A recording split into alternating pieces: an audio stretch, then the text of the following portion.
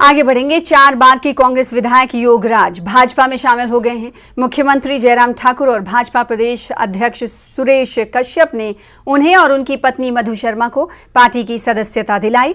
1 महीने पहले न्यूज 18 ने इसकी जानकारी भी दी थी। योगराज 4 बार कांगड़ा सहकारी बैंक के निदेशक और जिला सहकारी समितियों के जिला संघ के अध्यक्ष रहे हैं।